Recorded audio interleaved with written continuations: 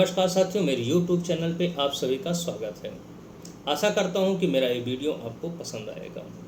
जैसा कि आपको पता है कि जब भी कोई सेवानिवृत्त कर्मचारी होता है तो उसको कुछ सुविधाएं रेलवे अपनी तरफ से देती है और कुछ सुविधाओं के लिए कर्मचारी को पैसे देने पड़ते हैं। उसी में से एक सुविधा है RLHS, मतलब मेडिकल की सुविधा। कर्मचारी को मेडिकल सुविधा मुफ्त में नहीं मिलती, उसके लिए उसको भुगतान करना पड़ता है कुछ न कुछ। वो सामान्यतः जो उसकी लास्ट बेसिक पे है वो या जो नॉर्म्स से पे लेवल के अनुसार उसमें जो भी कम है उसका भुगतान करना पड़ता है। इसके साथ साथ इसमें कुछ शर्तें ऐसी हैं जिसको एक अलाउंस भी दिया जाता है। उस अलाउंस का नाम है फिक्स मेडिकल अलाउंस, FMA। आपको पता है कि FMA क्यों दिया जाता है, कितना दिया जाता है? FMA के लिए सबसे पहली शर्त यह है कि आपको OPD की सुविधाएं नहीं मिलेगी। OPD की सुविधाएं लेने के लिए आपको FMA का त्याग करना पड़ेगा। परंतु कुछ ऐसी डिसीज़ हैं, कुछ ऐसी बीमारियां हैं जिसमें कर्मचारी को OPD की सुविधाएं मिलती हैं और उन्हीं स्पेसिफिक डिसीज़ के लिए, सभी के लिए नहीं मिलेगा। हम आज उसी के बारे में बात करते हैं। बीमारियां दो प्रकार की होती हैं, एक होती है एक्यूट और दूसरी होती है क्रॉनिकल।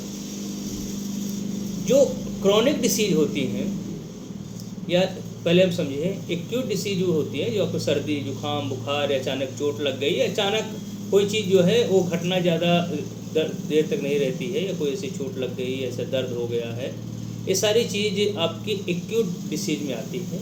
और कुछ होती हैं क्रॉनिक, जो कि अचानक नहीं होती हैं। वो जो घटनाएं घटती हैं, बीमारी होती है, वो लंबे समय से धीरे धीरे धीरे बढ़ती रहती हैं और वो जल्दी सही भी नहीं होती हैं।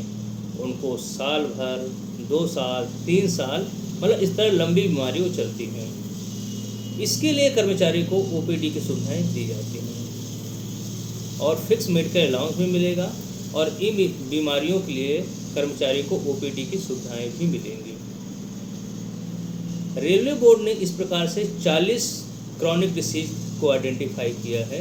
उन 40 डिसीज के संबंध में आपको पूरा सर्कुलर है आपका रेलवे बोर्ड का 12/10/2006 और 24/4/2017 सर्कुलर है। इसमें 40 डिसीज हैं दोनों मिला के।